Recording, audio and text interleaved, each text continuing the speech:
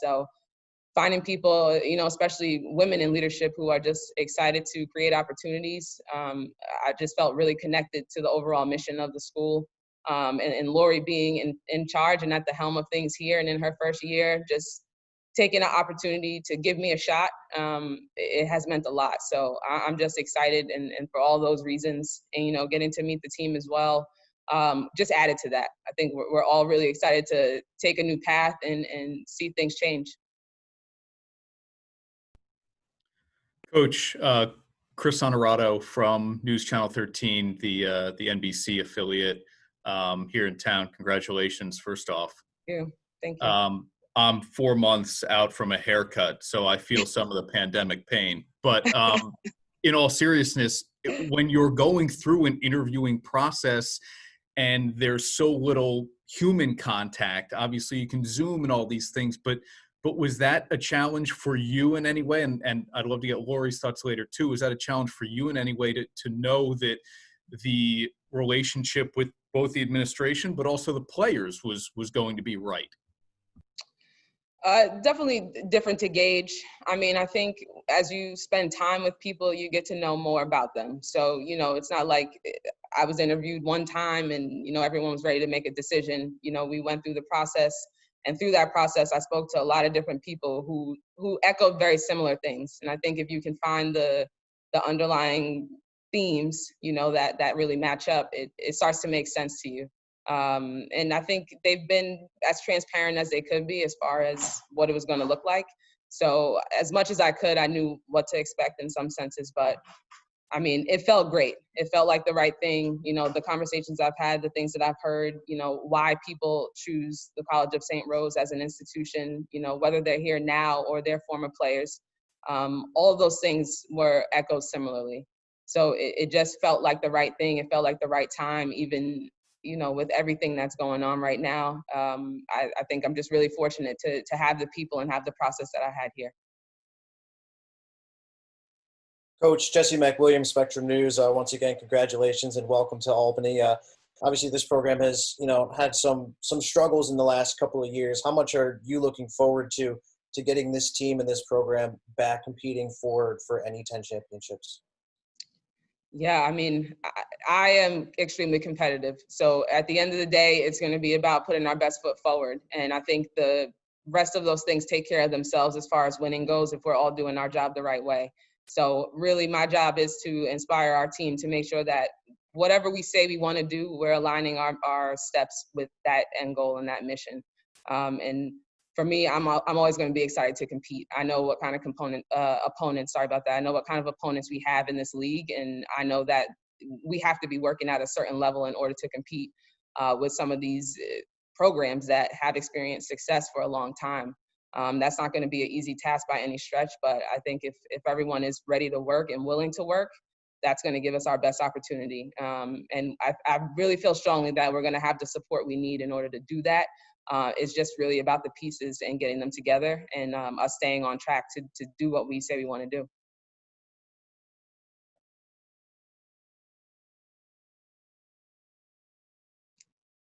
Any other? Yeah, I'll speak up here, Whitney. So obviously the end goal is to get back to, some winning ways and to get any 10 championships. This is your first head coaching gig. And so I feel like along the way, you've probably developed what you hope your philosophy to be. What is that as far as what we'll see on the court? Yeah, as far as overarchers, I mean, again, it's about our identity. Who are we? What do we want to do? And everything sort of builds out from there. As far as a style of play, I have to meet my players where they are a bit at this point and familiarize myself with, who they are, what their strengths are, and really what we need to work on. So, it remains to be seen in that way, but I want to guarantee, it will be gritty. It'll be hardworking. It'll be fun. It'll be loud. It'll be smart. Those are sort of the things that I've always valued as a coach, as a player as well. I was definitely known for my defensive ability. I love to bring that element to the game, and just energy. I want us to play hard, but I want us to be goal-driven and also results-driven as well. Making sure that we feel good about what we're putting in. so that, again, it just leads to the best outcomes. I really do believe that. And as long as we're intentional, again, I think we're going to be able to make some positive change. Everybody's just got to be all in.